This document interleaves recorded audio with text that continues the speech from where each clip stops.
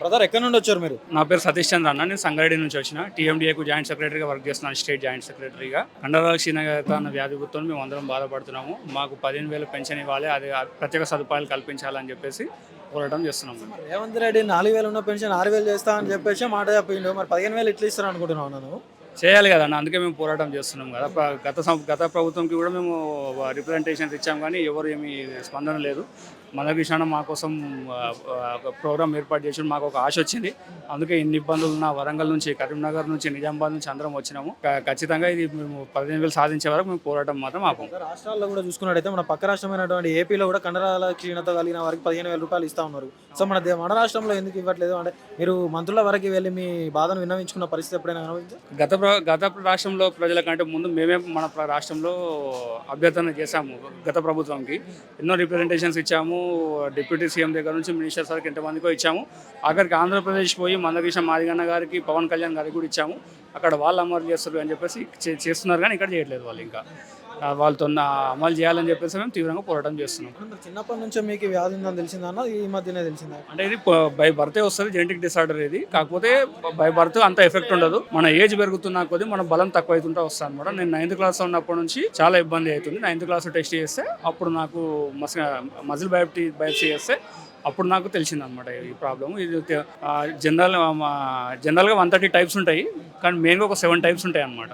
ప్రధానంగా మీకైతే మందకృష్ణ అన్న గారు అయితే మీకు తోడుగా ఉండి మీకు ఉద్యమాన్ని అయితే ఉసుగొలుపుతున్నారు కదా. సో మందకృష్ణ గారి వల్ల మీకు న్యాయం జరుగుతుందని మీరు అనుకుంటున్నారా? మరి అంటే ఇప్పటి వరకు ప్రతి ఒక్క అధికారులకు ఇచ్చాము, మా వికలాంగుల సంఘానికి ఇచ్చాము, ప్రభుత్వానికి ఇచ్చాము, మంత్రులకు ఇచ్చాము, పక్క రాష్ట్ర మంత్రులకు ఇచ్చాము, సెంట్రల్ గవర్నమెంట్లో కూడా ఇచ్చాము. మేము 2019లో కరోనా కంటే బిఫోర్ సెంట్రల్ గవర్నమెంట్ కూడా ఇచ్చాము. అక్కడ కూడా ఎవరు కూడా కనీసం ఫోటో తీసుకున్నారు తప్ప ఎవరు కూడా మా కోసం మాట్లాడలేదు. మందకృష్ణ మా కోసం నెల రోజుల నుంచి కొట్లాడుతుండు. ఇంకా నెల రోజుల తర్వాత కూడా పెద్ద ప్రోగ్రామ్ చలో ఎల్బీనగర్ ప్రోగ్రామ్ ఉంది. కాబట్టి ఆయన మీద మాకు కొంచెం ఆశలు ఉన్నాయి. ఆయన మా కోసం పోరాడుతాను ఖచ్చితంగా నమ్ముతున్నాం. ప్రధానంగా చూసుకున్నట్టయితే ఇప్పుడు రేవంత్ రెడ్డి గారికి ఎలాంటి అంటే ఏం చెప్తారు ఇప్పుడు మీ ద్వారా? అంటే మీ బాధను ఎలా తెలియపరుస్తారు ఇప్పుడు? అయ్యా రేవంత్ రెడ్డి గారు, మేము ఇది కేవలం 15,000 పెన్షన్ 15 పెన్షన్ అని చెప్పేసి పైసల కోసం అడుగుతలేమండి. ఇది మేము మా అవసరాల కోసం అడుగుతున్నాము. ఇప్పుడున్న మనుషులు రేపు మాతో ఉండకపోవచ్చు, రేపు ఉండే మనుషులు ఇప్పుడు ఉండకపోవచ్చు. ఇది మేము ఇప్పుడు మీరు ఇచ్చిన 15,000తో కూడా మేము బయటకు పోయి ఒక చాక్లెట్ కానీ బిస్కెట్ కానీ కొనుక్కోలేము. ఇది కేవలం మా అవసరాలకు ఉపయోగించుకోవడానికి మాత్రమే అడుగుతున్నాం, గౌరవంగా బతకడానికి మాత్రమే అడుగుతున్నాము. కాబట్టి మీరు అన్యతగా భావించకుండా మాకు ఖచ్చితంగా 15,000 ఇవ్వాలని చెప్పేసి డిమాండ్ చేస్తున్నాం. ఎందుకోసం వచ్చాము ఇక్కడికి ఈరోజు? ఇక్కడికి మా బాబు వికలాంగుల కింద ఉండు మీటింగ్ ఉంది ఇక్కడ. ఆ సార్తో మాట్లాడదామని అందరం వచ్చినాం.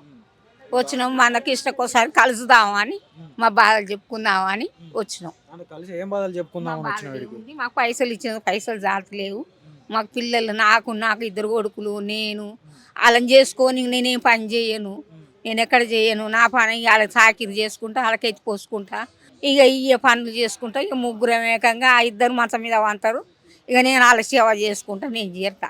ఇక నా పని, నా సాకిరి ఇదే సాకిరి నాయన. నాకు 4 కొడుకులు, 2 వికలాంగుల కింద మొత్తం ముడితోనే దేకుతారు. 2 వికలాంగులే. వికలాంగులా లేదంటే మధ్యలో వచ్చిందా? మధ్యాహ్నం అయ్యింది. ఇప్పుడు 18 ఏళ్ళు అంటే ఇప్పుడు 18 ఏళ్ళ కాంచి కొడుకులు పుట్టిరు కదా, నాకు తర్వాత ఎలాంటి బాధ ఉండదు, నన్ను మంచిగా చూసుకుంటారు అన్న తరుణంలోనే ఇప్పుడు వాళ్ళు వికలాంగులు అయ్యారు. వాళ్ళకి వస్తుంది అమ్మ పెన్షన్ అనేది వస్తుంది? ఇక 2కి వస్తుంది, పింఛన్ వస్తుంది.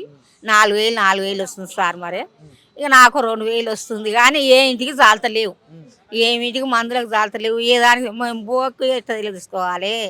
ఉప్పు మిరపకాయ దావకానకు ఏం మళ్ళీ పని చేసేటోళ్ళు లేరు సార్. మరిగా ఏం పని చేసేటోళ్ళు లేరు, ఎక్కడ చేసేటోళ్ళు లేరు. ఇగో ఈ బాధ కోసానికి వాళ్ళ నింట పెట్టుకొని ఇక్కడ వచ్చినాయి. ఇక నా పరిస్థితి పింఛన్ కావాలి, ఎక్కువ పింఛన్ కావాలి, నా పిల్లలకు పింఛన్ కావాలి, నా పిల్లలకు దావకానకు తీసుకుపోవాలి. వాళ్ళకి హెల్త్ మంచిగా లేదు. నెల నెలకా ఆయనకు 4,000, ఈయనకు 4,000 సాలవు సార్. బియ్యం తెచ్చుకోవాలి, ఉప్పు తెచ్చుకోవాలి, కారం తెచ్చుకోవాలి. ఇప్పుడు వీడికి వచ్చిన అంటే 5,000 పెట్టుకొని ఆటోకు కిరాయి కట్టుకొని అంత దూరం నుంచి వచ్చిన. ప్రభుత్వం అయితే టైంకి ఇస్తుందా అమ్మ ఈ పెన్షన్ అనేది? 4,000 రూపాయలు వస్తున్నాయి, వెనక ముందు వస్తూనే ఉన్నాయి సార్. ఇంకో రోజు ఆటో ఇటు అయితే వస్తున్నాయి సార్. మీకెంత వస్తుంది అమ్మ పెన్షన్? 2,000 వస్తున్నాయి సార్. అమ్మ నమస్తే అమ్మ. నమస్తే సార్. ఎక్కడ నుండి వచ్చిరమ్మ? ఖమ్మం నుంచి వచ్చినాం సార్. ఖమ్మం నుంచి వచ్చారు. అవును. ఎందుకోసం వచ్చారు? మా ఆయనకి అరుదైన వ్యాధితో బాధపడుతుండండి 10 సంవత్సరాల నుంచి. నడవలేకపోతుండు, అసలు మంచానికి పరిమితం అయిపోయిండు. ఆయన పరిస్థితి చాలా బాగాలేదు. ఇక్కడికి మందకృష్ణ మాదిగ గారు వస్తుండని మా లాంటి వాళ్ళ కోసం ఆయన పోరాడి 15,000 పింఛను తీసుకొస్తాడని ఒక ఆశతో మేము వచ్చినామండి. ఆయన పుట్టుకతోనే వైకల్యమా అమ్మ లేదంటే తర్వాత వచ్చిందా? వాళ్ళ అమ్మ నాన్నలు మేనరికం. ఆయన వాళ్ళ వల్ల ఈయనలో బ్లడ్లో వచ్చిందంట. అది మస్క్యులర్ డిస్ట్రోఫీ అని వ్యాధి వచ్చిందంట. ఎంత వస్తుందమ్మా పెన్షన్ మరి? పెన్షన్ 4,000 వస్తుందండి. 4,000 వస్తుంది. అవి ఎటు సరిపోతుంది? అవు సరిపోవండి. మాకు ఒక పాప కూడా ఉంది. ఈయన ఏం పని చేసుకోలేవాడు, వాటర్ కూడా తీసుకొని తాగలేవాడు, తాగినా కూడా యూరినస్ పోయి లేవాడు. ఈయన ఇంటి దగ్గర వదిలేసి కూలికి వెళ్ళలేక, కూలికి వెళ్ళినా కానీ ఇంటి దగ్గర ఈయన చూసుకునే వాళ్ళు లేక చాలా ఇబ్బంది పడుతున్నాం అండి. దయచేసి మా ఆయనకి 15,000 పింఛన్ పెంచవలసిందిగా గౌరవ ముఖ్యమంత్రి గారిని కోరుకుంటున్నామండి. అంటే ఇప్పుడు 4,000 పెన్షన్లు అయినా సరైన టైంకి వస్తాయమ్మా? రావట్లేదండి, రావట్లేదు. లేటుగా వస్తున్నాయి. నెల ఆఖరిలో వస్తున్నాయి. నెలాఖరులో వస్తుంది. వచ్చిన 4,000 పెన్షన్లు కూడా మీ మందులకు కూడా సరిపోతుంది. అవునండి, సరిపోవట్లేదు. మీరేం పని చేస్తారమ్మా? మేము కూలికి వెళ్తానండి, అన్ని కూలికి. మరి ఆయన వదిలేసి వెళ్తే నార్మల్గా ఆయన చూసుకునేవారు ఎవరు లేరండి. ఇక మళ్ళీ సాయంత్రం తర్వాతే వాటరు డబ్బా అక్కడ వెళ్తే అక్కడ పెట్టి వెళ్తే ఇక ఆయన తాగుతాడు, అందులో పోస్తాడు, అన్నం బాక్స్లో కట్టిస్తే తింటాడు. ఇక తప్పదు కదండి, పాప ఉంది, ఈ కుటుంబ పోషణ కోసం. ముందు వెనక ఆస్తిపాస్తులు కూడా ఏం లేవు. దానివల్ల ఇబ్బంది పడాల్సి వస్తుంది. మీకు పెళ్ళైన తర్వాతనే అయింది అమ్మాయి? పెళ్ళైన తర్వాతనే అయింది. అంత ముందు తెలియదు ఆయనలో బ్లడ్లో ఉందని. యాక్సిడెంట్ అయింది. యాక్సిడెంట్ అయ్యి ఎంతకి నడవకపోయేసరికి నిమ్స్ హాస్పిటల్కి వచ్చినాం. అప్పుడు ఈయనకి జబ్బు ఉందని తెలిసిందండి. తెలిసిన తర్వాత చాలా కుమిలిపోయింది. ఇంక నేను నడవలేనా అని కుమిలిపోతున్న సమయంలో ఇట్లా టీఎండిఏ అని ఒక సంఘం ఉందని తెలిసింది. అందులో జాయిన్ అయ్యిండు. దానివల్ల ఒక అవగాహన వచ్చింది. మందకృష్ణ మాదిగ గారిని కలిసారా? ఏం చెప్పారు మరి ఆయన? మాకు 15,000 పింఛన్ కోసం ఆయన పోరాడుతానన్నారు. ఖచ్చితంగా వచ్చేంత వరకు ఆయన పోరాడుతానన్నాడు. ఆయన పైన మాకు నమ్మకం ఉందండి. మీరు ఎట్లా 4,000 పెన్షన్ వస్తుంది? 4,000 పెన్షన్. 4,000 పెన్షన్. రేవంత్ రెడ్డి గారు కూడా 4,000 ఉన్న పెన్షన్ 6,000 చేస్తా అని చెప్పేసి మాట తప్పిన ఏమీ లేదు, అన్నీ తిరిగినాం, అన్ని ఆఫీసుల చుట్టూ తిరిగినాం. ఐ సపోర్ట్ కింద కలెక్టర్కి ఆటోమేటిక్గా లెటర్లు వేసినాం. ప్రతి ఒక్కరిని కలిసినాం. ఏమీ లేదు. మాకు మాదిగా మందకృష్ణ అన్న మాకు వాళ్ళ ఒక హామీ ఇచ్చిండు. కండరక్షీణత వాళ్ళకి 15,000 రూపాయలు ఇప్పిస్తా, నీకు మీ బాధ నేను చూడలేకపోతున్నా, మరీ ఇంత ఘోరంగా ఉంటుందా అని ఇప్పుడే చూసిన కళ్ళారా. మీకు నేను ఆంధ్రాలో ఎట్లయితే ఇస్తారో తీవ్ర వైకల్యం కలిగి ఆంధ్రాలో 15,000 రూపాయలు కండరక్షీణత వ్యాధిగ్రస్తులకి, ఇక తెలంగాణలో కూడా అది అట్నే ఇవ్వాలి. అట్లా ఇస్తే కొంచెం మాకు ఆర్థికంగా కొద్దిగా 4,000 వచ్చే పింఛన్ ఏమిట్లకి ఏమి సరిపోవట్లేదు. కనీసం మందులకు తినడానికి కనీసం ఒక పూట తింటే ఒక పూట తినలేని పరిస్థితి. అవును. అయితే కృష్ణ అన్న ఒకటే మాట చెప్పిన, మీకు నేను 15,000 వచ్చే వరకు నేను పోరాడతా, మీకు నేనున్నా అని ఒక హామీ ఇచ్చిండు. ఆ ధైర్యంతోనే ఇక్కడ నేను ఖమ్మం నుంచి 300 కిలోమీటర్ల నుంచి ఇక్కడికి వచ్చింది. అయితే రాత్రి ఖమ్మం 10ంటికి బయలుదేరితే కోటి బస్ స్టాండ్కి 1 గంటకు వచ్చి అక్కడ బండుకొని నైట్ తెల్లారుదామని మళ్ళీ లేచి వచ్చి మళ్ళీ ఆ నుంచి ఈడికి వచ్చినాం. మళ్ళీ ఇప్పుడు నన్ను మళ్ళీ లేపేవాళ్ళు కూడా మళ్ళీ ఎవరైనా ఒకరిని బదిలాడుకొని మళ్ళీ బస్ మీదకి ఎక్కించి వీల్ చైర్ మట్టుకొని మళ్ళీ ఆటోకి ఎక్కించి మళ్ళీ ఆ నుంచి అంత బాధ ఉందన్నమాట. ఇంత బాధ ఉంది అన్న. మరి రేవంత్ రెడ్డి గారికి ఏం చెప్పాలనుకుంటున్నారు మరి? నేను అయా ముఖ్యమంత్రి గారు, మేము చెప్పేది మా బాధలు అర్థం చేసుకొని కొంచెం కండరక్షీణత వ్యాధిగ్రస్తులకి మాకు 15,000 ఆంధ్రాలో ఎలాగైతే ఇస్తారో మీరు కూడా మాకు తెలంగాణ కూడా 15,000 పెన్షన్ ఇవ్వాలని, కేర్ టేకర్ అలవెన్స్ ఇవ్వాలని రేవంత్ రెడ్డి గారిని కోరుకుంటున్నాను. అన్న ఎక్కడ నుండి వచ్చారన్న మీరు? మాది పెద్దపల్లి జిల్లా, మంతిని నుంచి వచ్చాను. మంతిని నుంచి. ఎందుకోసం వచ్చారు ఇక్కడికి? మాకు ప్రభుత్వం ఇచ్చే 4,000 పెన్షన్ అది రోజు అవసరాలకే సరిపోవట్లేదు. మాకు వైద్యానికి కానీ ఇక ఎవరైనా కేర్ టేకర్ని పెట్టుకోవడానికి కానీ మాకు హై సపోర్ట్ నీడ్ కావాలని మేము ప్రభుత్వాన్ని గత 8 సంవత్సరాల నుంచి డిమాండ్ చేస్తున్నాం.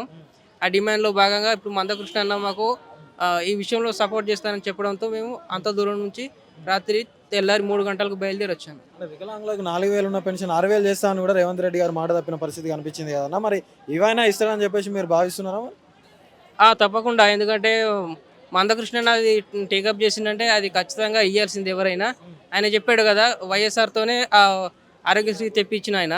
ఈ ఏపీలో కూడా చంద్రబాబుతో ఇవి 15,000 ఇప్పించాడు మాలాంటి వాళ్ళకు.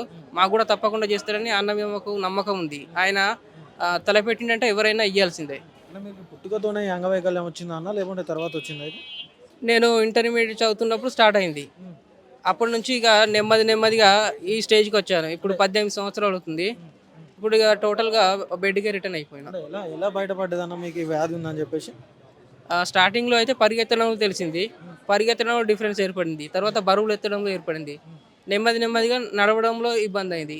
ఇప్పుడైతే ఇక కదలకుండా అయిపోయింది. డే బై డే ఉంటుంది ఈ వ్యాధి ప్రభావం. ఇప్పుడు 4,000 ఉన్న పెన్షన్ మాకు పూర్తిగా 15,000 ఇవ్వాలని చెప్పేసి మీరు ఇవాళ ఇక్కడికి రావడం జరిగింది కదా. అంటే మీరు మంత్రి నియోజకవర్గం చెప్తున్నావు. సో మరి మీ మంత్రి నియోజకవర్గం నుంచి శ్రీహర్ బాబు గారు ఉన్నారు, వారి ద్వారా ఎప్పుడైనా కలిసి ప్రయత్నం చేశారా మీరు? నేను అప్రాక్సిమేట్గా లెక్క పెట్టలే, కానీ 12 టైమ్స్ కలిసాను. 12 టైమ్స్ కలిసారు. అది కూడా క్రౌడ్లో, పర్సనల్గా ఆయన కలవలే. దానికోసం నేను చాలా ప్రయత్నాలు చేశా.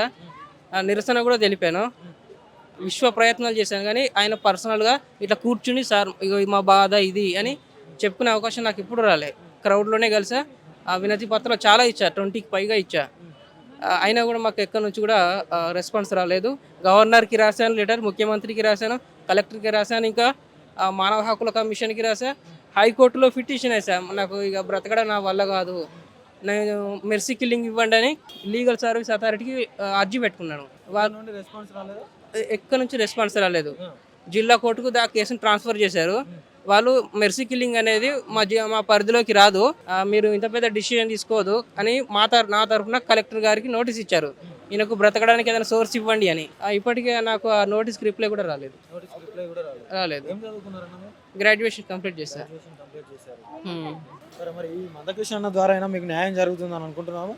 తప్పకుండా జరుగుతుంది. ఆశతోనే నేను ఇంత దూరం వచ్చాను, ఇంత ఖర్చు పెట్టుకొని. ఇప్పుడు రేవంత్ రెడ్డి గారికి ఏదైనా చెప్పాలనుకుంటే ఏం చెప్తారు? మీ ద్వారా ఎలాంటి బాధను అనుభవిస్తూ ఉన్నారు మీరు ఇప్పుడు? అయ్యా రేవంత్ రెడ్డి గారు, మీకు నమస్కారం. నేను చాలా ప్రయత్నాలు చేశామండి. మీ దృష్టికే రాలేదు మా వాళ్ళు చెప్పినట్టుగా, కానీ ఇది మీ దృష్టికి వస్తుందని నేను భావిస్తున్నాను. మా సిచ్యువేషన్ బాగా సీరియస్గా ఉందండి. మీరు ఒకసారి మా వాళ్ళని పిలిపించుకొని, మీకు ఆల్రెడీ మీ అపాయింట్మెంట్ కోసం మేము ఆల్రెడీ అర్జీ పెట్టుకున్నాం. మా వాళ్ళని పిలిపించి మా సమస్యలు ఒకసారి చూడండి. అప్పుడు మీకు జాలి అనిపిస్తే, అయ్యో పాపం నిజంగానే వీళ్ళు ఇబ్బంది పడుతున్నారు అనిపిస్తే మాకు 15,000 ఇవ్వండి సార్. నియోజకవర్గాల్లో కూడా మేము కలవడానికి ప్రయత్నం చేస్తున్నాం. కాకపోతే మా సంఖ్యాబలం లేకపోవడం వల్ల మేము ముందుకు వెళ్ళలేకపోతున్నాం. నియోజకవర్గాల్లో కూడా మా యొక్క సమస్యలు అడిగి తెలుసుకోమని చెప్పండి సార్.